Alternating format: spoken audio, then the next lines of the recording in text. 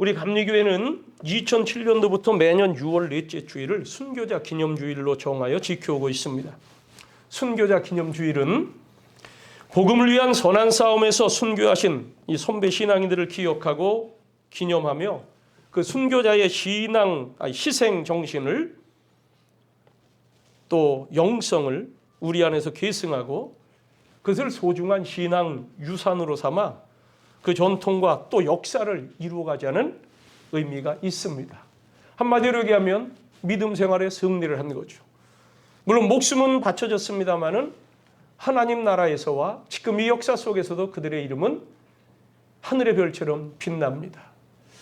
이 시간 우리가 이 말씀에 앞서 이 영적 전투의 승리의 노래, 영적 싸움의 승전가 노래를 한번 우리 특별히 영상을 통해 듣고 하나님께 영광 돌리겠습니다.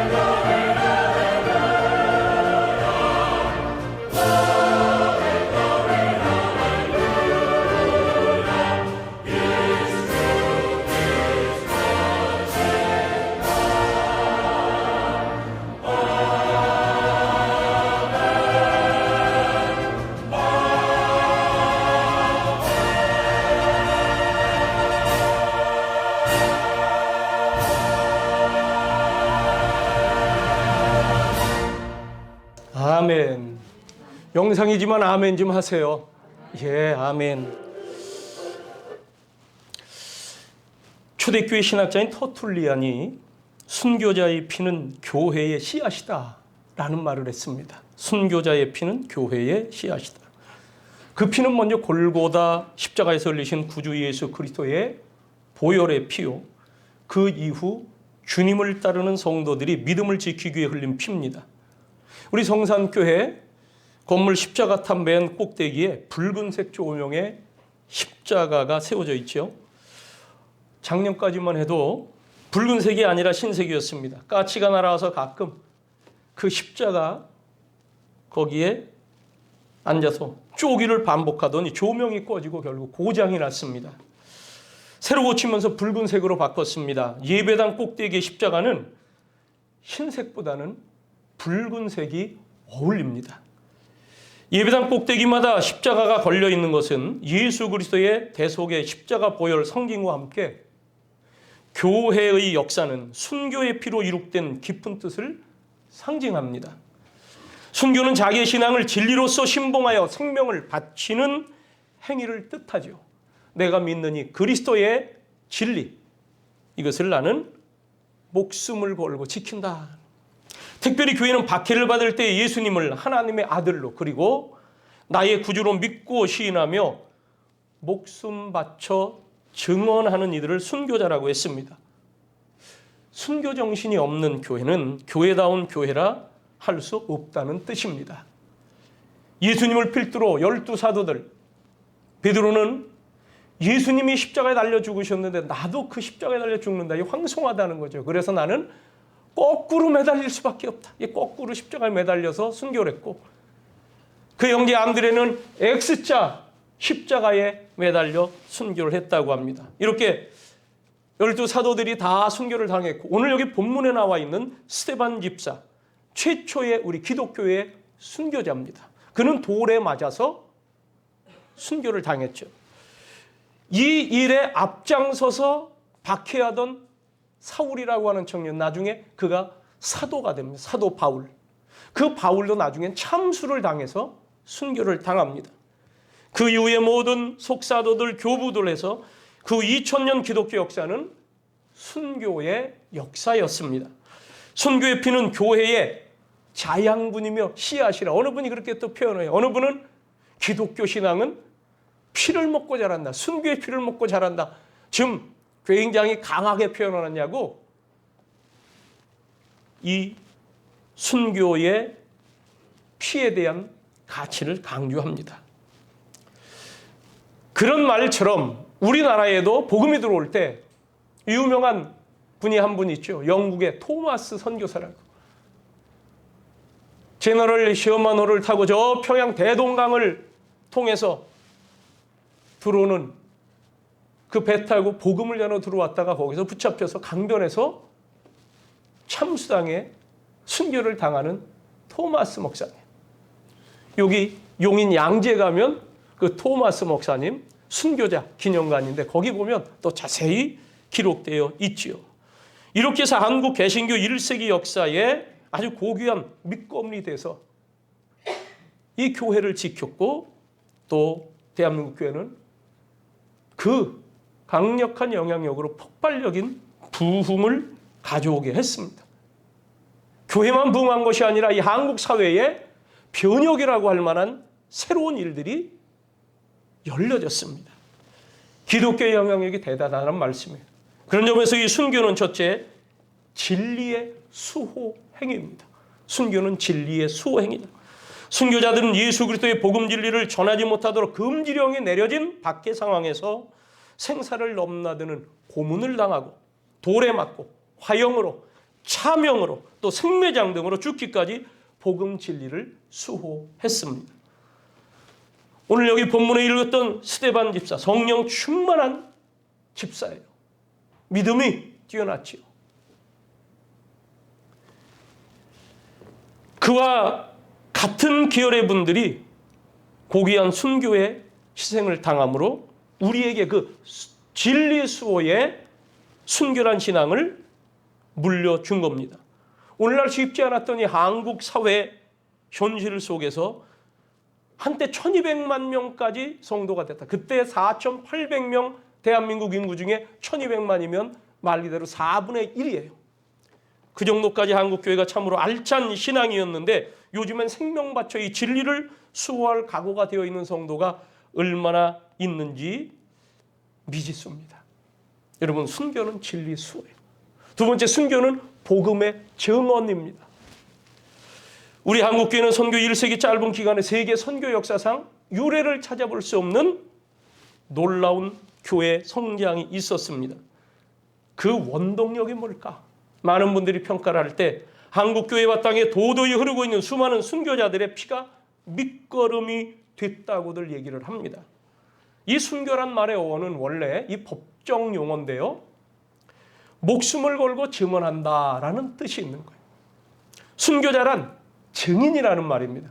그게 사도행전 1장 8절에 땅 끝까지 이르러 내 증인이 되리라 하시는 말씀이 있는데, 그 증인이 헬라어로 마르티스예요. 그 마르티스, 증인했는데 거기에는 또 순교자라는 뜻도 있는 단어입니다. 이 증인이란 말은 곧 순교자라는 뜻이죠.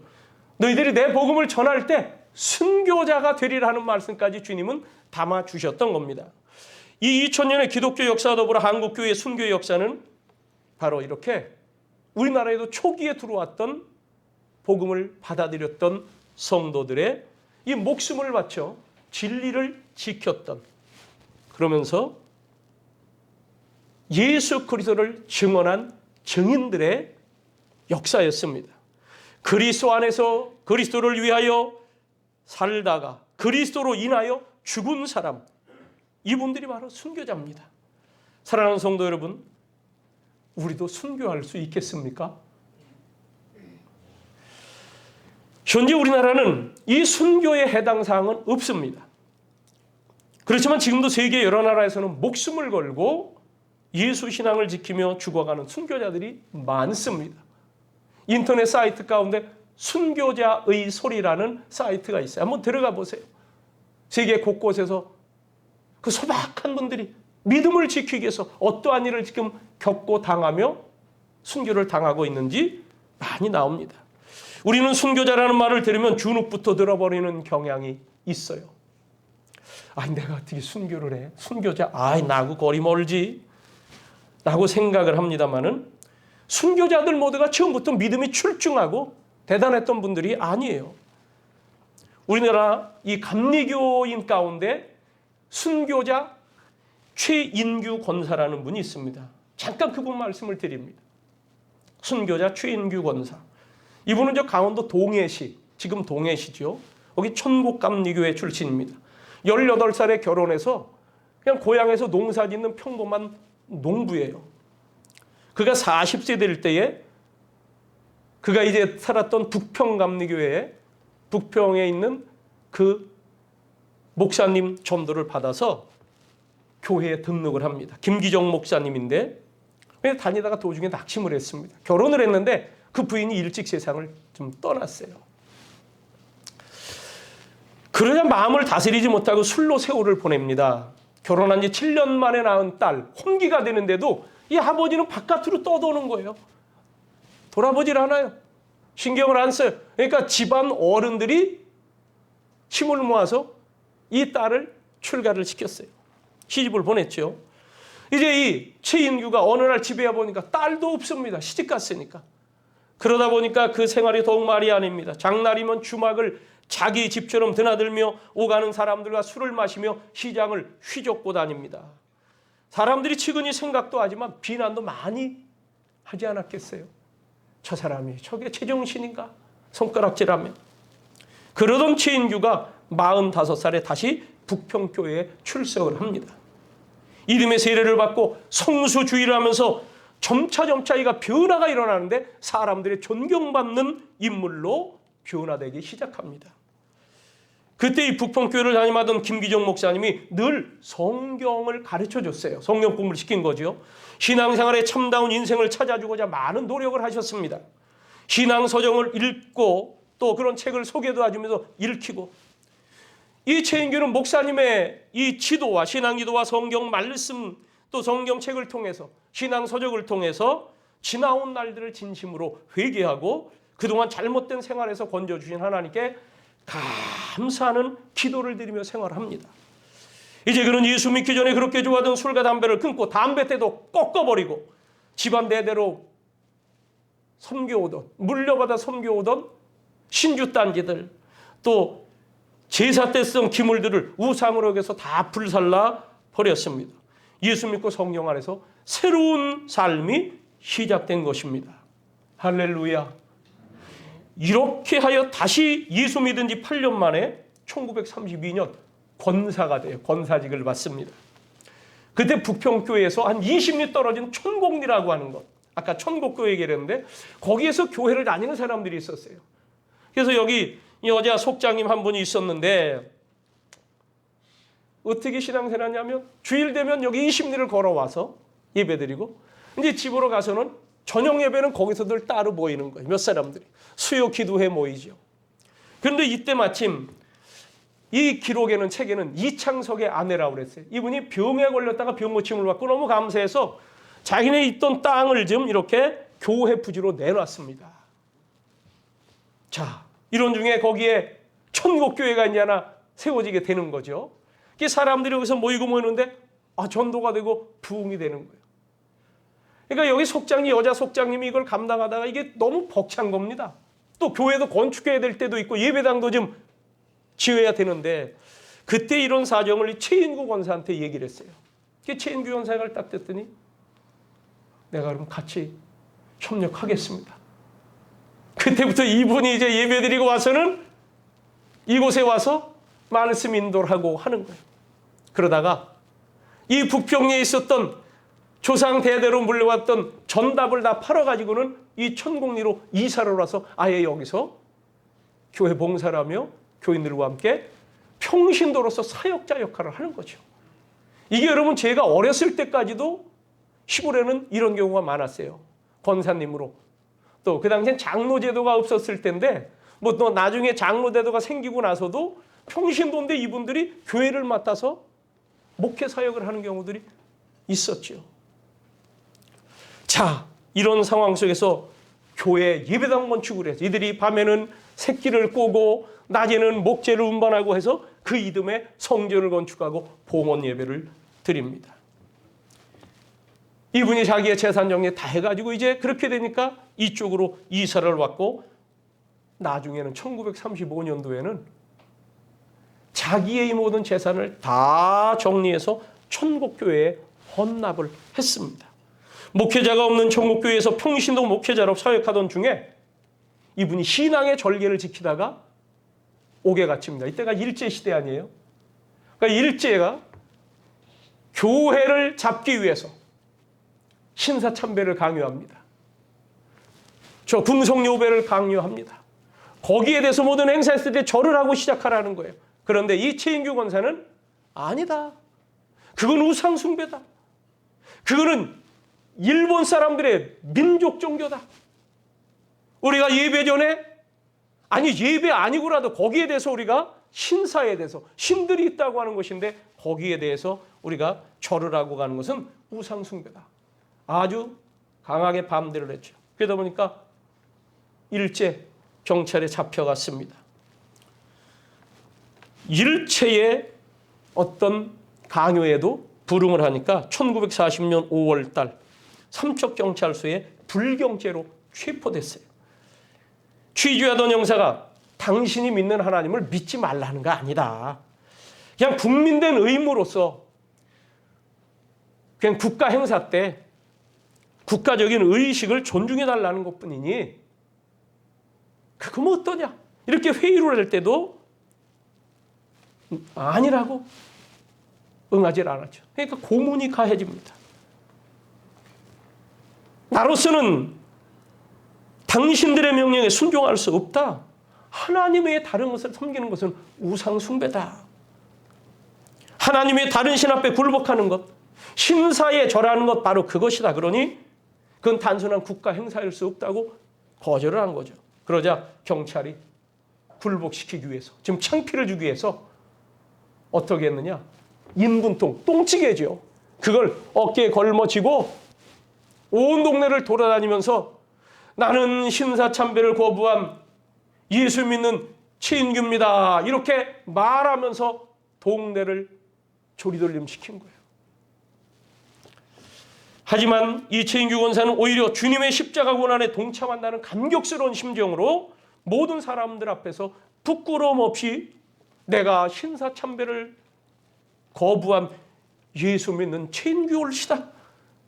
내가 예수 믿는 최인규 권사요. 하고 다녔다는 거예요.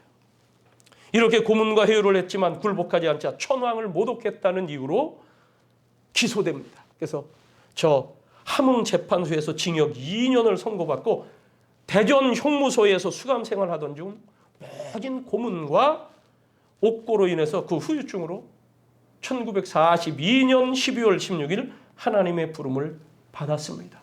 이분 평범한 농부 출신이에요. 술, 담배 좋아하던 분이에요. 그러더니가 이 하나님 말씀을 접하고 은혜 받으며 주님을 만나고 나서 이러한 사역자의 길을 걷다가 목사는 아니에요. 끝까지 권사죠. 그러면서 순교를 했다. 여러분, 순교는 복음 증언입니다. 세 번째, 순교는 하나님 나라를 건설하는 힘이에요. 복음 진리를 수호하고 증언하기 위해서 목숨을 거니 순교자들의 고귀하고 위대한 순교 정신을 우리는 유산으로 이어받았습니다. 우리가 그리스도인으로 살죠. 그런데 이 세상 속에서 살아가다 보니까 세상은 불의와 위선이 얼마나 많은지 몰라요. 이런 속에서 우리는 순결과 진리가 넘치는 세상으로 변화를 시켜왔어요. 어찌 보면 변혁이라고 해도 맞는 말입니다.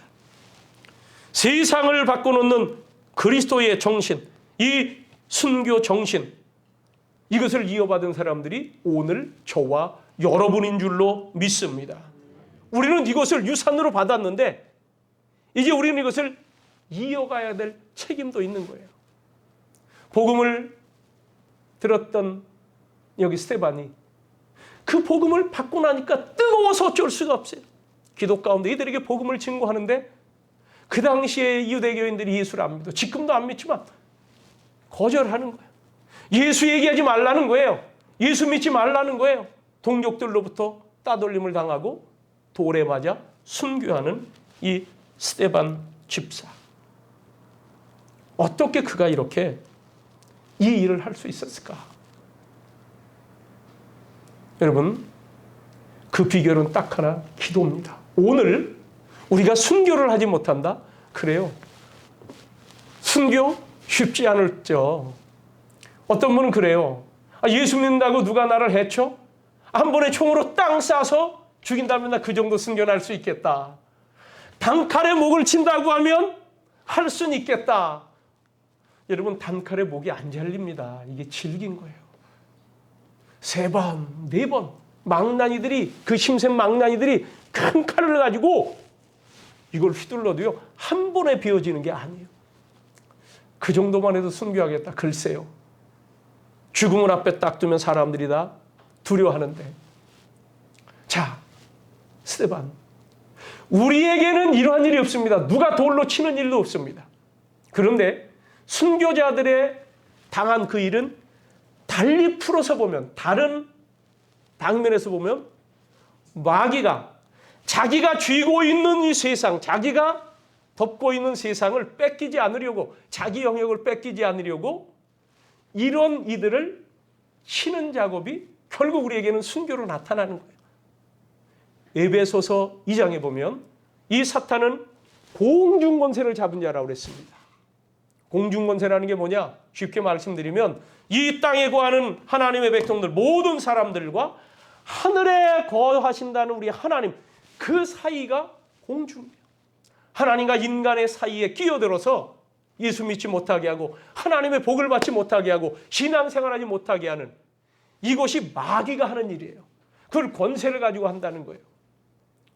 지금 보세요. 아까 기도라는 말씀을 했는데 여러분 따라해 보십시오.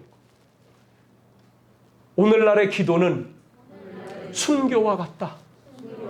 여러분, 순교는 진리 수호라고 그랬습니다. 순교는 복음 증언이라고 그랬습니다. 순교는 하나님 나라 건설 행위라고 그랬습니다. 기도가 그런 거예요, 지금. 왜? 지금은 기도하지 않으려고 하는 때예요. 기도를 안 해도 되는 것처럼 살아가는 때입니다. 어떻게 그럴까? 마귀에게 속고 있는 거죠. 주님께서는 말씀하셨습니다. 에베소서 6장에 보면 하나님의 전신갑주를 입으라 하며 우리가 이 시대를 살아가는 것은 악한 영들과의 싸움이다. 그래서 아까 우리가 그 찬양을 한번 들은 거예요. 마귀들과 싸울지라. 우리 찬송에는 마귀들과 싸울지라 죄악 벗은 형제요. 그 찬송가죠. 너희들이 하나님의 전신갑주를 입고 이 세상을 살아가는데 그리스도인의 삶은 악한 영들과의 싸움이다. 사람들과 싸우지 마세요. 부부상 안에도 싸우지 마시고요. 교인들 간에도 다투지 마세요. 세상 속에서 싸움하지 마세요. 마귀의 싸움이라는 게 그게. 그러면서 너희들이 하나님의 전신갑주를 입고 어떤 말씀을 하느냐?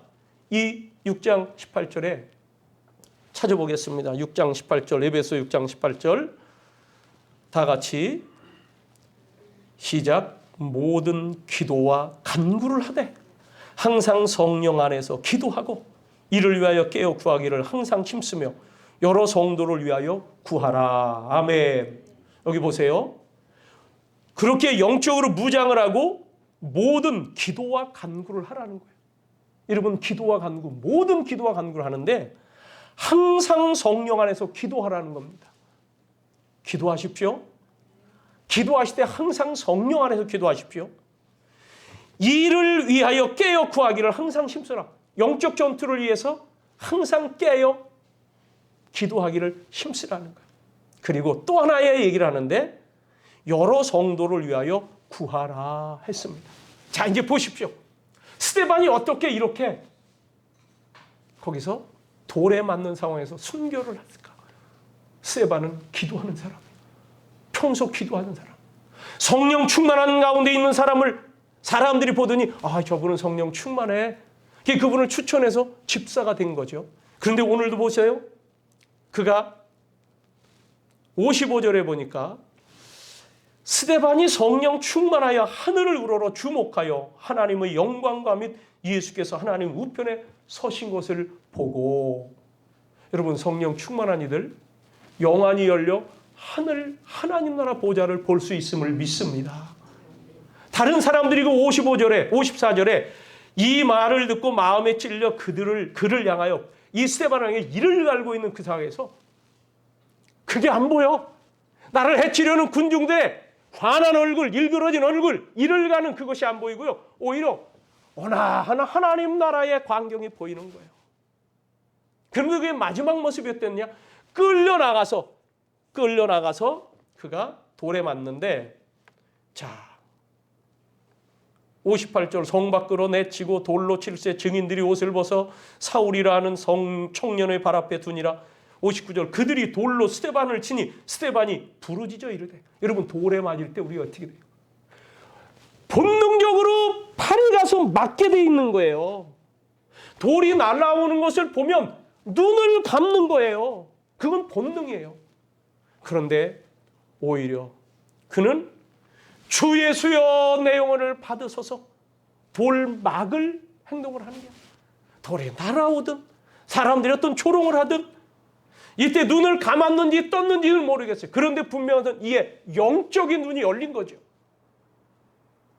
하나님 보좌를 보며 그가 마지막에 그의 모습이 뭐냐? 60절 무릎을 꿇고 크게 불러 이르되 주여 이 죄를 그들에게 돌리지 마옵소서 이 말을 하고 자니라. 아멘. 그가 무릎 꿇었다. 여러분, 그들에게 굴복하는 애가 무릎 꿇는 게 아니에요. 저기 신사참배 동방 궁성요배 하느냐고 고개 숙이는 이게 아니에요. 하나님을 존중하며 경외하는 자의 가장 경건한 기도의 모습, 그 중에 하나가 무릎을 꿇는 거예요. 하나님 앞에 무릎 꿇고. 대적들의 기세에 눌려 무릎을 꿇는 것이 아니라, 항복이 아니라 하나님 앞에서 겸손하게 가장 경건한 모습으로 주님 앞에 기도 올리는 그 자세로 자기를 치는 이 사람들이 죄를 짓는 게 분명한데, 이건 나를 치는 것이 아니라 하나님을 거역하는 건데, 복음을 안 받아 이러는 건데, 주여 저들의 죄를 저들에게 돌리지 마옵소서. 여러분, 이게 예수님의 십자가에서 드렸던 기도입니다. 기도하는 스데반, 순교의 마지막 자세, 기도의 자세. 여러분, 기도하다 보니까 이것을 이길 수 있습니다. 순교가 하나님 나라 건설이라고 그랬죠. 오늘날 기도할 때에 주의 나라가 세워짐을 믿습니다.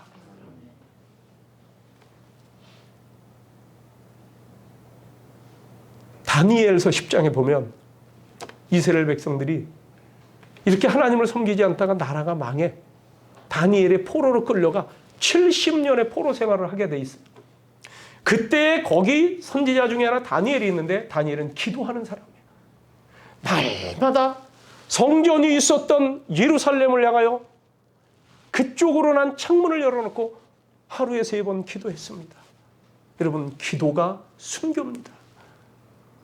기도하다 보니까 하나님께서 그에게 하나님의 뜻을 알려주시고요, 영성이 뛰어나게 하고요, 그 어떤 대적자들 그를 건드리지 못하게 하는데, 어느 날은 하나님께서 예레미야 선지자를 통해서 70년 동안 우리를 포로 생활을 시키다가 다시금 풀어내서 고국으로 돌아오게 하신다고 했다.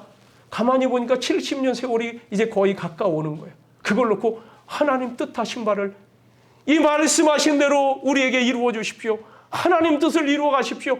주님의 나라를 다시 건설하십시오. 이러면서 기도를 시작합니다. 금식 기도를 합니다. 그런데 거기 보면 금식 기도하는데 21일째 되는 날, 이 하나님의 응답을 가지고 천사장 가브리엘이 다니엘에게 와서 그의 어깨를 어루만지며 이 지쳐있는, 이 엎으러져 있는 그 다니엘에게 말을 하는 거예요. 다니엘아, 힘을 내라. 평안하라. 강건하라. 강건하라. 일어나라. 실은 내가 하나님의 뜻을 알고 그 뜻을 위해 기도하는 첫날부터 하나님이 응답을 주셨는데, 내가 그 응답의 소식을 가지고 오다가 바사국 군주가 다스리는 이 지경에 와서 내가 길이 막혔다. 여러분, 그게 마귀의 세력이에요. 공중권세를 잡고 있다는 악한 사단의 진영입니다. 여러분, 우리의 눈을 열어보면은 하나님과 우리 사이에 자꾸 회방을 놓는 악한 사단의 손길이 있어요. 이 영적 체험한 사람들의 그 간증들을 들어보면 마귀들이요, 진영을 구축하고 있대. 두꺼운 구름충 같은 거를 거기에 딱 진영을 구축하고 있는데 우리와 하나님 사이를 자꾸 낸다는 거죠. 여러분, 마귀는 하나님과 사람의 틈을 내는 자입니다. 그런데 이걸 깨뜨리는 비결이 뭐냐? 그게 기도라는 거예요. 기도 중에서요, 어떤 사람의 기도의 3종류의 기도했답니다. 기도가 여기서 기도를 하면 그냥 여기서 그냥 뱅글뱅글 돌다가 푸르 연기처럼 사라져버리는 기도가 있대요. 여러분, 우리 요한계시록에 보면 성도들의 성전에서 드리는 기도가, 또 성도들이 하나님께 드리는 기도가 향연이 연기가 돼가지고요, 향기가 돼가지고 천사들이 그걸 금그릇에 담아서 하나님의 보좌에 가지고 올라간다고 나와 있어요. 그런데 우리 어떤 사람의 기도는 그냥 여기서 말로 입으로 기도는 하는데 그냥 여기서 맴돌다가 연기처럼 사라져버리는 그런 기도. 회개하지 아니하고 주님 앞에 진심으로 내 마음을 내놓지 않고 하는 기도지요. 두 번째, 이 기도가 쭉 하늘을 향해 기둥이 되어 올라가는 기도가 있대요. 그런데 쭉 올라가다가 그 악한 영들이 들여놓은 방해하는 그들의 진에 걸려서 더 이상 올라가지 못하는 기도가 있다는 거예요. 이게 바로 믿음이 필요한 기도입니다. 그래서 이게 항상 기도하다 보면 믿음이 생기고 계속을 뚫는데, 기도하다가 인내하지 못하고 믿지 못하고 하다가 거기서 해도 안 되나 보다 하고 멈춰지는 기도예요. 그런데 어떤 기도는 그들이 가려는 들여오는 이 진영, 이것을 뻥 뚫어버리고 불길이 되어 치솟아 올라가 하늘 보좌를 향해 올라가는 기도가 있다는 거예요. 그게 무슨 기도냐? 성령 안에서의 기도예요. 모든 기도와 간구를 하되 항상 성령 안에서 기도하고, 할렐루야. 성령이 우리 안에서 우리와 함께 기도하신다는 사실을 믿으시기 바랍니다. 이 기도는 집중해야 하는 기도예요. 때로는 이게 금식하여 기도합니다. 또 많은 사람을 위하여 기도하라고 아까 에베소 6장 18절에 나왔죠. 다니엘의 기도가 그 기도예요. 하나님의 뜻이 이루어지기를 놓고 기도하고 이 백성들이 이제 회개하고 70년 동안에 하나님의 살아계심을 믿고 다시금 고토로 돌아가서 주님께서 다시금 재건해 주실 때 능히 그 모든 일을 감당케 하옵소서. 백성들을 위한 중보기도, 나라와 민족을 위한 중보기도, 이 기도가 강력한 불의 기도가 돼서 마귀의 진영을 깨뜨립니다. 이거를 마귀는 못 막는다는 거예요. 마귀가 무서워하는 게 뭐냐? 뜨겁게 기도하는 성도들, 기도하는 성도들을 마귀는 두려워한다는 사실을 믿으시기 바랍니다. 너희는 하나님의 말씀 따라 그에게 순복하라. 기도하라면 하는 거예요. 그리고 마귀를 대적하라. 그리하면 그들이 너희를 피하리라. 오늘 우리 시대에 돌에 맞는 순교는 우리나라에서는 더 이상 없어요. 모르죠. 나중에는 어떻게 될는지. 요즘 그러지 않아도 심상치 않게 바이러스 상황 때문에 예배 못 모이게 하죠. 그러다 보니까 교회에서 기도 소리가 사라졌지요. 대한민국 기도가 불같은 기도가 되어서 성령의 불꽃의 기도가 되어서 이 진영을 뚫어버리고 강력한 진을 파하는 더 강력한 기도의 폭탄이 되어 불꽃으로 올라갔던 기도. 그래서 1200만까지 세워졌던 대한민국 교회의 기도인데 오늘 이 강력한 영적 권세가 주저앉아졌다는 거예요. 이게 어떻게 회복되느냐? 다시 기도입니다. 예수님이 3명의 제자들과 함께 변화산에 올라가신 적이 있어요. 그때 귀신 들려 물불을 가리지 못하고 그런 데서 막 넘어지고 자빠지고 하는 아들이 있는 아버지 한 사람이 여기 나머지 제자들에게 예수님을 찾아온다고 하는데 예수님은 산에 올라가 계시고 기도하러 올라가신 거죠. 변화산에. 나머지 9명의 제자들만 있는데 이들이 이 귀신을 쫓아내지 못하고 있어요. 그 다음날 예수께서 내려오셔서 말씀을 합니다. 너희들이 어쩐 일로 거기서 두런두런대느냐. 이 아버지가 와서 예수님 내 아들이 이런 형편인데 당신의 제자들에게 왔는데 이 귀신 쫓아내지 못하고 이렇습니다. 그래? 그 애를 내게로 데려와라. 이러는 순간에 아이가요 거품을 울고 그 자리에서 고꾸라지는 거예요. 예수님이 이 귀신아 나가라 한마디 한 것도 아니에요. 그냥 애 좀 내게 데려와. 그런데 귀신이 알고요. 이 아이가 예수님께 가지 못하도록 거기서 고꾸라져 넘어져 버리게 하는 거예요. 이런 권세가 어디서 오느냐? 예수님 기도하는 분이에요. 하나님의 아들이기에 영역이 충분하기도 하신다마는 주님은 늘 기도하셨다고 그랬어요. 이 귀신을 쫓아내고 이 아이가 온전해졌습니다. 나중에 제자들이 와서 물었습니다. 예수님, 우리는 왜 못했죠? 분명히 지난번에 예수님이 우리가 전도하러 나갈 때 귀신 쫓는 권세를 주셔서 우리가 복음 전도할 때 귀신 들린 사람 쫓아냈습니다. 그래서 우리가 신이 나서 와서 보고하지 않았습니까? 그때 예수님도 말씀하셨잖아요. 그래, 나도 봤다. 너희들이 거기서 기도하면서 복음 전도하고 귀신을 쫓아내는 사역을 할 때에 하늘에서 번개가 떨어지듯 번개처럼 떨어지는 사탄이 떨어지는 것을 봤다. 그런데 이들이 지금 못했다는 거예요. 그렇게 물었을 때 주님이 답을 주셨습니다. 기도와 금식 외에는 이러한 유가 나갈 수가 없다 하는 거예요. 이러한 강력한 영적인 권능과 권세가 기도할 때 생긴다는 거예요.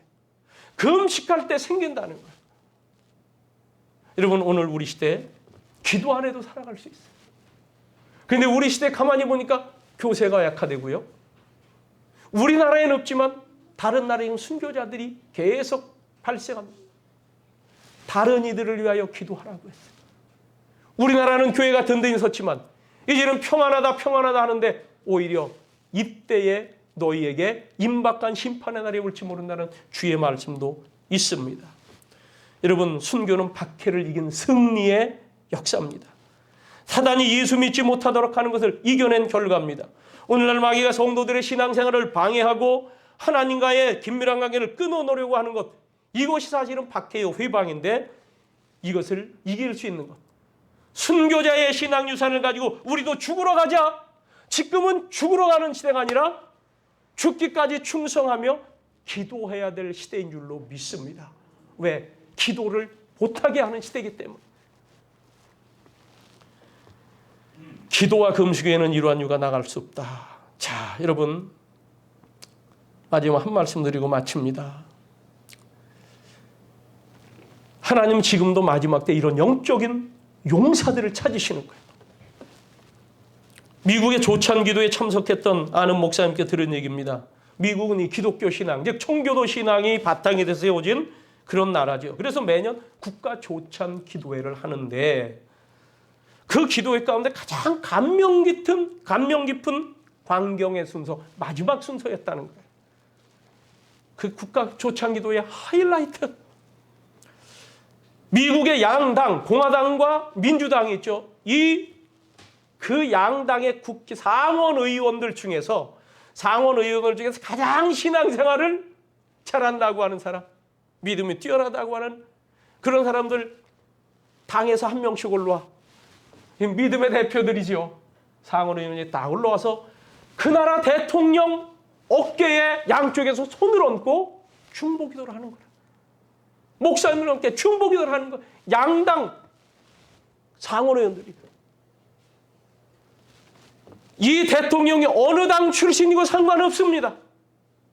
그저 하나님께서 이 대통령과 함께 하셔서 이 대통령직을 잘 수행케 하십시오. 여러분, 세계의 가장 영향력 있는 미국 대통령도 저렇게 겸손하게 상원 의원들, 믿음이 뛰어나다고 하는 상원 의원들의 중보기도 받는 그런 기도하는 나라. 이게 미국의 힘이에요.